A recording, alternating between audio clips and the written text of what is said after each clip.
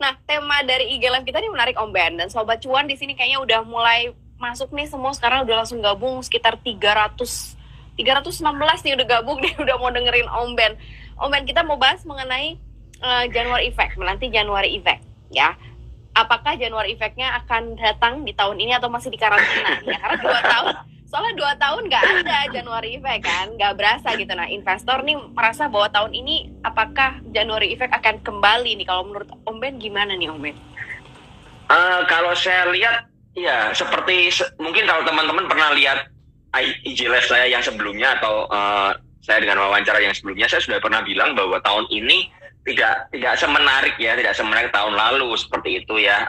Windows dressing-nya juga gitu-gitu aja, marketnya bergerak sideways seperti itu. Walaupun teman-teman mesti ngerti trennya naik ya, trennya naik, tapi saham-sahamnya rata-rata seperti tidak kemana-mana seperti itu ya. Mungkin buat teman-teman di sini yang generasi kolonial ini ya, yang baru-baru ini berharapnya kan melihat historical ke belakang, ada January Effect, apalagi mungkin yang berkaca di tahun lalu ya. Tahun lalu itu Windows dressing-nya sangat luar biasa karena bursa kita dan global juga V-shape recovery ya, seperti itu, dari dibanting 3.900 sampai bisa balik ke 6.000 ya.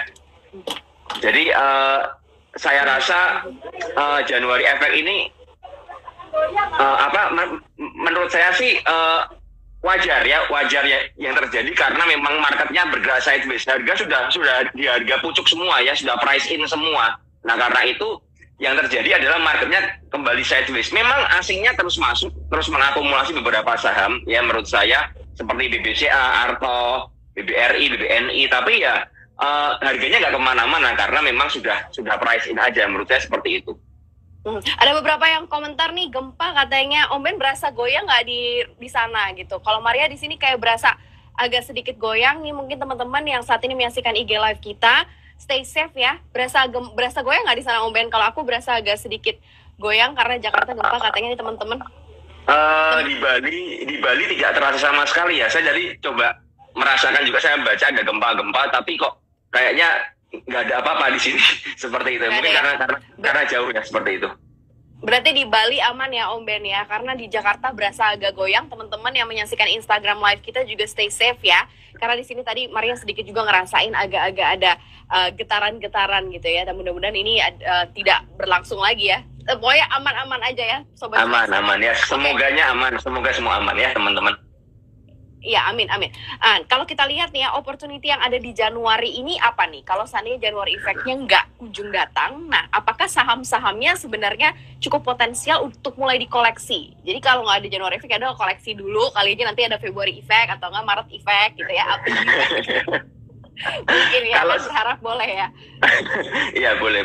Kalau saya lihat sih memang kita harus memilih saham-saham yang trennya jelas ya. Jadi tadi saya barusan posting di Instagram story saya tentang Arto bahwa Arto itu kemarin kan sempat membentuk inverted head and shoulder seperti itu ya, di neckline-nya di 17.000 area segituan, dan sempat naik ke 19.000 tapi terjadi koreksi dan menguji area support. Nah, dengan saham-saham yang trennya jelas ya, kita lihat trennya masih naik ya, apalagi saham-saham ini dikoleksi oleh asing ya, bandarnya asing ya, foreign-nya terus masuk secara konsisten ya, walaupun kemarin ada keluar tapi hari ini masuk lagi. Nah, ini kita bisa pantau.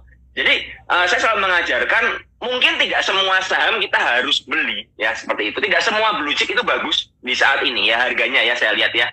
Hanya ada beberapa saja ya, salah satunya juga Arto atau BBCA. Memang itu jelas banget ya, BBCA setelah terkoreksi sampai 7.300 dan akhirnya bisa break di atas 7.500 dan tidak pernah kembali di bawah 7.500 ya. Jadi saya saja di situ aja. Nah, ini yang teman-teman bisa pantau untuk kedepannya ya. Kedepannya saya percaya banget kayak BBCA itu bakal di atas 8.000 ya. Tapi waktunya nggak ngerti kita kapan ya. Jadi buat teman-teman yang mungkin mau swing atau apa, ini adalah saat yang tepat untuk mengumpulkan saham-saham dengan tren yang jelas ya, dengan tren yang jelas. Sekali lagi bukan saham-saham downtrend ya. Saham-saham dengan tren yang jelas. Saya selalu lebih suka ke saham yang uptrend ya, pergerakannya seperti Arto, BBCA seperti itu ya. Kita masuknya gimana? Jangan ngejar di atas.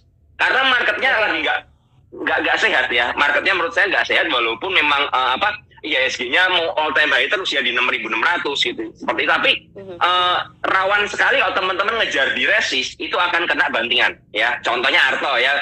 Mungkin beberapa teman barusan cut loss Arto mungkin kemarin ya, mungkin beberapa teman karena Arto turun 3 hari berturut-turut ya kalau saya lihat. Tapi kalau kita ngerti di mana area buy kita bisa melihat map-nya dengan jelas ya, TA-nya dengan jelas, kita tungguin aja di area support. Itu cara yang terbaik untuk entry di saat ini ya. Chance untuk kedepannya selalu ada. Dan teman-teman kalau teman-teman perhatikan ya, teman-teman perhatikan setiap bulan itu hampir ada saham yang beggar. Selalu ada. Ya, yang naik 100%, entah saham-saham jin yang aneh-aneh ya, yang gorengan yang nggak liquid, atau saham-saham yang bagus. Ya, seperti itu ya. Kayak bulan lalu ada saham Temas ya. Temas itu rally dari 200 sampai 1.500. Ya, itu yang kita bisa pantau. Ketika saham ada yang rally ke atas, bergerak naik dan breakout, biasanya teman-teman di sini malah jualan rata-rata. Ya, karena kalau udah breakout nih, jual nih, udah hijau jual ya kan. Padahal teman-teman nggak mungkin nggak melihat, hanya karena latah ya. Aduh, udah naik, saya takut loss lagi, saya jual. Padahal teman-teman belum ngecek, wah ini ternyata breakout ya dari sideways panjang 6 bulan misalnya. Nah kalau breakout dari sideways panjang 6 bulan ya teman-teman kenapa harus jual? Ya kan kita follow trennya. Kalau trennya memang breakout ya kita tahan. Itu cara yang terbaik untuk trading di saat ini ya. Jadi teman-teman bisa bisa mulai screening saham-saham yang memang trennya jelas ya. Jangan yang downtrend ya, jangan yang downtrend seperti mungkin BABP, Baca itu aduh trennya sudah itu yang begitu-begitu saya tidak menganggap ada di emiten IHSG ya. Saya tidak pernah lihat sama sekali ya. Saya tidak pernah lihat sama sekali karena jelas sekali trennya turun ya, seperti BRIS, Antam itu trennya masih jelek ya. Itu yang saya hindarin dulu ya. Saya lebih berfokus kepada saham-saham yang trennya jelas dan trennya ke arah naik ya. Seperti mungkin BPIN ya, seperti itu. Itu juga kita bisa pantau seperti itu menurut saya sih. Nah ini Om Ben, pertanyaan dari Sobat Cuan ini udah banyak banget ya. Jadi untuk teman-teman yang mau bertanya boleh langsung saja drop di kolom chat. Nanti kita akan bahas sesuatu sama Om Ben. Tadi menarik kalau ketika Om Ben bilang beli saham yang trennya jelas. Nah kalau kita coba lihat isu nih di minggu ini kan banyak isunya sebenarnya soal batu bara. Ya, soal ekspor yang diberhentiin lah, terus kemudian soal saham-saham saham batubara yang baru nih, anak usahanya dari Adaro Minerals tuh naiknya malah gila-gilaan kan, puncak sampai disuspend sama bursa katanya nggak wajar gitu kan. Nah, masuk ke kategori saham dengan tren yang jelas atau enggak sih kalau kita lihat opportunity di saham-saham based on mining atau batubara nih, Om Ben saat ini? Kalau batubara coba saya lihat chart dulu ya sekalian. Untuk batu bara itu sebenarnya yang paling menarik menurut saya ada di Harum ya, di saham Harum Energi ya. Mungkin Harum mungkin campuran dengan nikel ya sekarang ya, tapi menurut saya ini layak dipantau ya. Saham Harum trennya jelas banget, dia masih naik.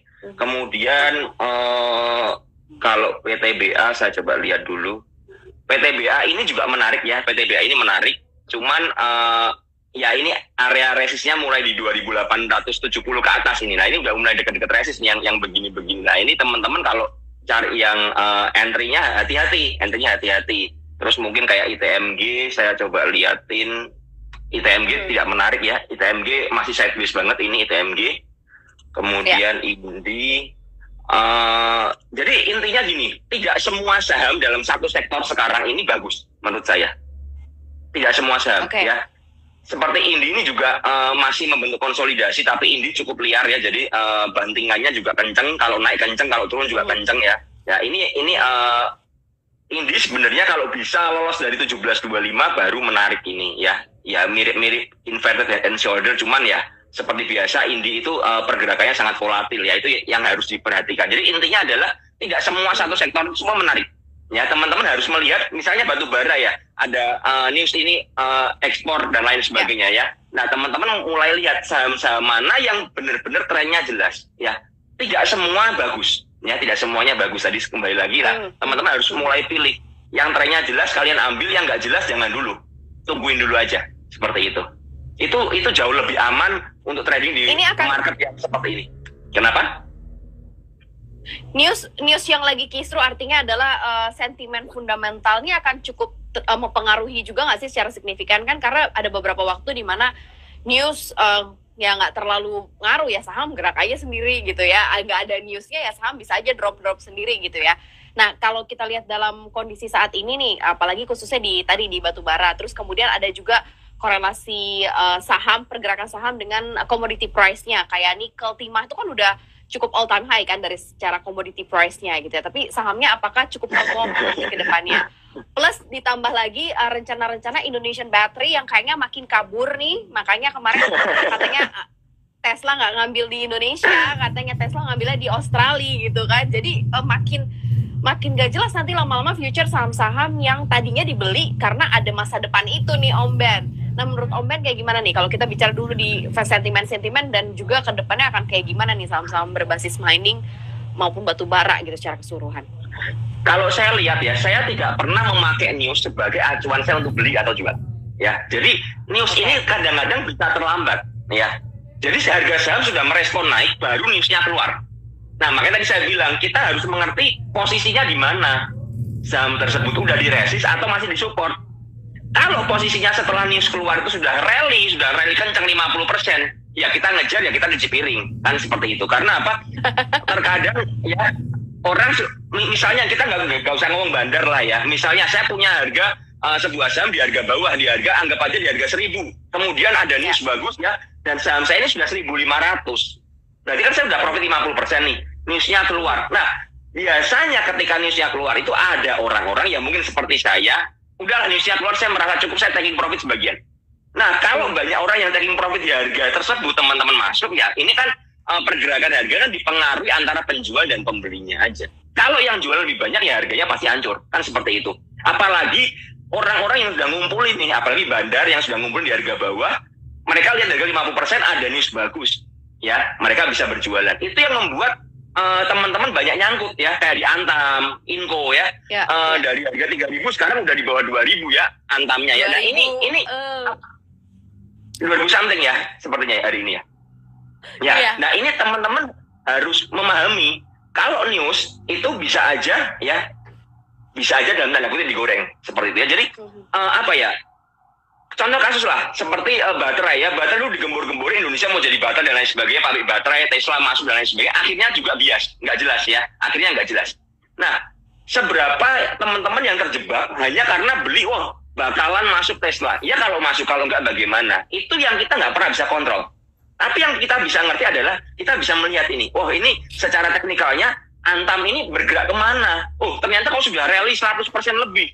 Nah, kalau masuk ya harus disiplin, buy on breakout, harus ketika gagal breakout cut loss, ya kan? Tapi seberapa banyak teman-teman hanya membeli gara-gara mimpi yang dijual atau mimpi yang teman-teman baca dari news yang ada ya, misalnya Indonesia akan jadi pusat pabrik baterai dunia dan lain sebagainya, apapun juga newsnya itu, kalau teman-teman hanya membeli berdasarkan mimpi, ya maka teman-teman akan terjebak biasanya. Tapi kalau teman-teman benar-benar ngerti, ini polanya seperti ini, area resist di sini, area support di sini, ini kalau sudah rally kenceng banget ini. Ya ini harus waspada, ya semua saham seperti itu. Contoh lagi dulu ada zaman saham-saham kesehatan vaksin ya, rally dari Inaf dan KF dari 1.000 sampai 7.000 ya. Pas Pak Jokowi vaksin malah ARB setelah itu nggak pernah bangun sampai ARB 12 kali kalau nggak salah. Nah ini yang membuat orang-orang terjebak karena apa? Hanya melihat dari news. Padahal teman-teman lupa bahwa ini udah relnya udah gila-gilaan gitu. Jadi kalau orang yang punya barang di bawah jualan ya wajar-wajar aja. Kan mereka boleh dong taking profit. Nah permasalahannya kalian mau beli barang mereka atau enggak. Nah kan gitu kan. Ya ini yang menurut saya jadi pertimbangan. Saya selalu sekarang pun ya ada news saya hanya untuk tambahan input. Misalnya ada news batu bara, saya akan buka chartnya dulu. Seperti apa sih chartnya? Chartnya kalau seperti ini sudah terlalu tinggi, ya mungkin saya akan masuk buy on breakout atau tes aja kecil. Tapi kalau jebol support, saya langsung cut loss. Contoh lagi, ada news negatif. Ada news yang sangat jelek sekali terhadap sebuah saham atau sebuah sektor misalnya. Misalnya sektor properti yang banyak seperti itu. Ada news yang sangat jelek sekali. Tapi kok harga sahamnya menarik, ada akumulasi yang gede di bawah. Ini di area support atau series panjang ini. Nah, ini yang bisa dimanfaatkan untuk buy on weakness seperti itu. Jadi, news ini hanya sebagai tambahan saja. Tapi saya menganjurkan teman-teman melihat lagi dengan dengan TA-nya yang ada seperti apa, akumulasinya seperti apa, foreign flow-nya seperti apa. Ya, jadi itu yang membuat saya sampai saat ini nggak pernah terjebak di saham-saham yang udah rally gila-gilaan. Ya, karena saya seperti itu. Saya trading dengan apa yang saya analisa, bukan apa yang saya dengar atau apa yang saya baca dari news aja. Seperti itu kalau saya. Mantap, Om Ben. Tuh Sobat Cuannya dengerin ya. Jadi jangan follow the news gitu ya. Lihat trennya juga ya. Double cross check lah istilahnya gitu ya Om Ben ya. Ya, betul sekali. Se-ngefek apa sih gitu ya terhadap sahamnya. Oke, ini udah banyak banget pertanyaan dari Sobat Cuan ya. Om Ben siap-siap untuk menjawab. Karena ini banyak banget nih. Pertanyaan yang pertama dari Dimochi. Om Ben nyangkut nih di bank digital. Gimana dong? Bank digital yang banyak ya. Bank digital yang mana dulu? Iya, tapi Om Ben tadi beberapa mention kayak Arto gitu ya. Mungkin aja ada yang nyangkut juga sih di situ nih Om Ben karena lupa buat jualan. Nah, apa yang harus dilakukan nih kalau misalnya positioningnya ya saat ini nggak bisa keluar karena masih nyangkut gitu kondisinya Om Ben? Saya selalu melihat dulu ya. Misalnya contoh teman-teman nyangkut ya di BABP ya. BABP pernah ke 600 700 nyangkut di 600 ya kan. Kalau sudah posisi begitu saya cuman kasih pilihan mereka, kamu mau cut loss atau mau nunggu tapi nggak tahu baliknya kapan ya, bisa 10 tahun, bisa 5 tahun, bisa tahun depan, kayak gitu. Nah, kalau saya pribadi misalnya saya melakukan kesalahan ya, saya FOMO dan saya nggak disiplin dan akhirnya nyangkut parah, saya harus berani mengakui kesalahan saya dengan cara cut loss. Karena apa? Saya nggak ngerti teman-teman ini posisinya bagaimana, karena ada orang-orang yang sudah nggak punya cash lagi sekarang untuk membeli saham-saham yang sebenarnya bagus ya. Jadi mereka kehilangan potensi gara-gara apa? Sudah uangnya masuk semua di saham-saham yang downtrend. Contoh Baca, ya. Saham Baca, misalnya yang di 500, sekarang udah di 200-an. Nah, caranya bagaimana ya? Harus mau nggak mau cut loss minimal sebagian. Tujuannya apa? Kita punya cash itu, nanti kita manfaatkan, kita belajar, kita mengevaluasi kenapa kita bisa sangkut, ya. Kita belajar lagi, dan kita mulai masuk ke saham-saham yang potensinya bagus. Tidak semua bank digital sahamnya jelek, ya. Kalau saham-saham bank mini, contoh hari ini, Amar hari ini juga bagus. Amar hari ini juga breakout ya, dari bertahan di atas 500 ya. Saya pribadi tadi juga sempat masuk ke Amar di harga 500. Ya, ini yang teman-teman bisa lihat, tidak, yang tadi saya bilang, tidak semua satu sektor semuanya jelek atau semuanya bagus, enggak. Ya, jadi teman-teman harus melihat, ya. Ini yang penting banget. Jadi jangan gara-gara lihat, oh misalnya ya, oh ada Bank Amar ini naik ya, waduh, ini kan bank digital nih, Bank Amar nih, mau bank digital. Oh ada saham yang lain nih, misalnya seperti Baca atau mungkin BFIK atau BGTG belum naik nih, kalian hajar aja tanpa melihat trennya bagaimana, support rest bagaimana, dan akhirnya malah nyangkut. Amarnya naik tinggi, Baca atau yang lain malah turun. Misalnya seperti itu. Contoh lagi ini, seberapa teman-teman ingat Baca dan BBYB dulu pernah di satu harga di 500-an, mungkin beberapa setengah tahun yang lalu mungkin ya, sama-sama di 500, BBYB-nya breakout, Bacanya berusaha breakout tapi malah diguyur. Ya kan, mungkin banyak orang yang ketinggalan BBYB berpikirnya, aduh sama-sama nih, masuk ke Baca aja, ya kan? Tapi ternyata sellernya gede sekali dan malah diguyur. BBYB-nya arah, Bacanya mentok 5%, 10%. Besoknya BBYB koreksi, Bacanya ARB. Ya kan hanya karena bergerak secara sentimen gitu loh ya. Secara sentimen, makanya saya bilang teman-teman harus nggak bisa, oh sektor ini bagus, jadi semua saham dihantam, nggak bisa ya. Jadi harus dilihat per sahamnya. Jadi trading zaman sekarang seperti itu, nggak kayak zaman dulu lagi, udah beda lah, udah beda ya. Seperti itu kalau dari saya.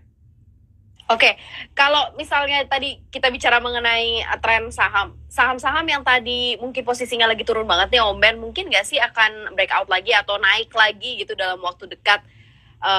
Tanpa harus cut loss gitu ya, misalnya nunggu dulu gitu, atau averaging down di harga-harga sekarang is a good choice or not gitu nih untuk ngejar untuk beberapa saham-saham ini masih di bank digital ya. Kalau menurut Om Ben gimana? Saya tidak pernah berani untuk melakukan average down ketika trennya masih turun. Ya, ketika dia sudah konsolidasi, artinya sideways ya, misalnya dia menguji 200 sebagai support seperti itu ya, dia mantul ke 220 ya, saya nggak akan langsung masuk untuk average down. Saya akan melihat dulu bagaimana ini 200-nya ini konsolidasinya bagaimana. Dan selama nanti sideways, siapa yang beli, siapa yang jual. Seperti itu. Jangan-jangan ketika sideways itu broker besar jualan, yang beli broker retail semua. Ya kan nggak lucu kan seperti itu kan. Jadi sideways, nah, itu yang saya hindarin. Jadi saya untuk melakukan average down harus melihat dulu siapa beli, siapa jual, terus bagaimana konsolidasinya. Udah bagus belum konsolidasinya. Nah, ketika ada reversal, itu yang paling aman melakukan average down. Sebenarnya seperti itu, ya. Tapi itu membutuhkan kesabaran. Nah, kebanyakan teman-teman yang nyangkut itu nggak pernah sabar. Karena apa? Yang ada dalam pikiran mereka adalah mereka pengen segera keluar, atau pengen cepat profit, atau pengen mengembalikan loss mereka. Ini yang menjadi kendala. Karena psikologisnya udah rusak, makanya nggak bisa menganalisa dengan clear. Seperti itu. Makanya asal-asalan udah turun, wah ini saya merasa ini sudah support kuat nih, sudah support kuat. Saya melakukan average down, terus dibanting lagi, ya. Padahal begini, kalau melakukan average down, misalnya teman-teman nyangkut di saham BRIS, misalnya seperti itu. Teman-teman lihat misalnya ya, ini misalnya saya nggak lihat chartnya BRIS ya, 1.700 ada support misalnya seperti itu. Teman-teman average down di area support tersebut. Kemudian di breakdown lagi, jebol lagi ke bawah dengan volume gede. Yang dilakukan bagaimana? Yang teman-teman beli di 1.700 di cut loss. Jadi misalnya teman-teman beli 1.750 lot, jebol ke bawah, ya udah cut loss 50 lot. Tujuannya apa? Kita mengamankan cash kita. Jangan sampai setelah average down malah nyangkut lagi, lebih parah lagi, lebih banyak uang yang nyangkut di sana. Ya ini yang harus dihindarin gitu loh. Kalau memang masih mau berjuang atau bertahan di saham-saham tersebut ya harus disiplin. Ketika average down gagal, bagaimana cut loss yang kita beli di average down itu. Mungkin yang di atas nggak usah. Itu cara saya seperti itu. Dan itu saya ajarkan buat teman-teman juga yang nggak sabaran ya. Tapi buat saya pribadi kalau memang mau lebih bersabar ya menunggu pembalikan arah baru melakukan average down. Seperti itu kalau saya.